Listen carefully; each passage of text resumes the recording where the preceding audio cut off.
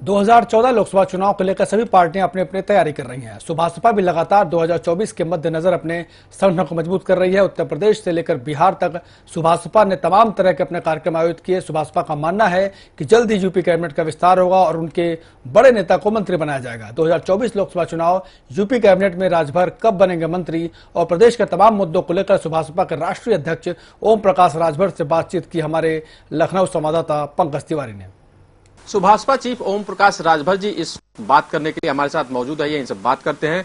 राजभर जी, उत्तर प्रदेश की राजनीति में आपको काफी अहम माना जाता है, खासा माना जाता है, क्योंकि एनडीए के घटक दल में भी आप शामिल हैं और ऐसे में तमाम हवाएं, तमाम चर्चाएं चल रही थी कि जो कैबिनेट का विस्तार होने वाला है उसमें आपको एक मंत्री पद जरूर दिया जाएगा, लेकिन अभी तक वो मौका नहीं आया। दीपावली के पहले ही माना जा रहा था, लेकिन दीपावली भी बीत चुकी है। क्या लग रहा है, मंत्री इस बार बन पाएंगे कि नहीं? देखिए, वो सूत्रों के हवाले से खबर थी। ये तय है, जो हमारी बात तय है शीर्ष नेतृत्व से, मंत्रिमंडल का जब विस्तार होगा तो उसमें निश्चित हम शामिल होंगे, ये फाइनल है।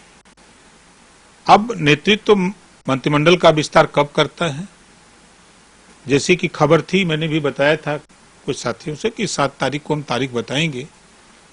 तो व्यस्तता होने के नाते ये 5 राज्यों के चुनाव हैं, उस चुनाव में व्यस्तता होने के नाते वो मामला पेंडिंग में पड़ गया है। ज्यों विस्तार होगा त्यों राजभर जी तो शामिल होंगे। लोकसभा चुनाव के मद्देनजर यूपी और बिहार, ये 2 आपके गढ़ माने जाते हैं। क्या कुछ सुभाषपा कार्यक्रम अपना चला रही है, क्या कुछ प्रोग्राम है?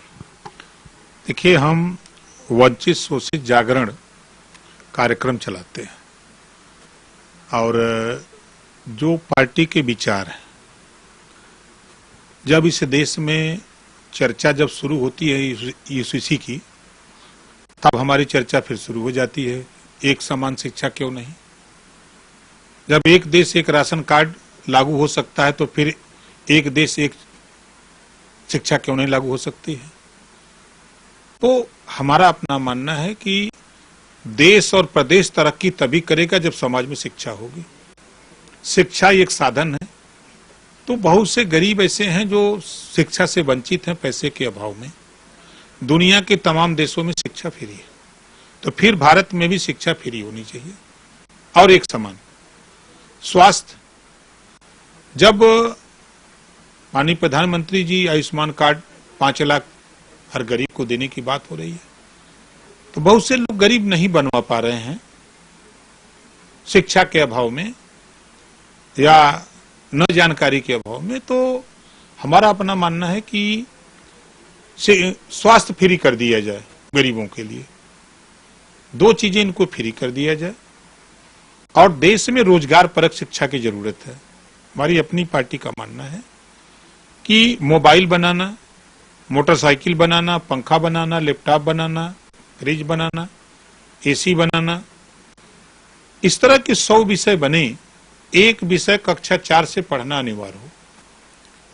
तो हमारा अंदाज है कि जब बच्चा कॉलेज छोड़ते छोड़ते उसके हाथ में कुछ न कुछ हुनर हो जाएगा, तो कहीं न कहीं वो प्राइवेट जॉब भी करके अपनी जीविका चला सकता है।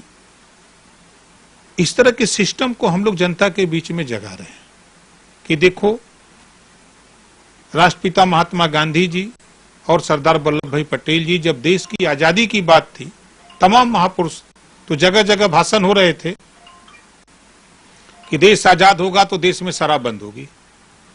तो गुजरात में तो बंद हो गई, क्योंकि गुजरात के दोनों लोग थे। देश में क्यों नहीं बंद हुई?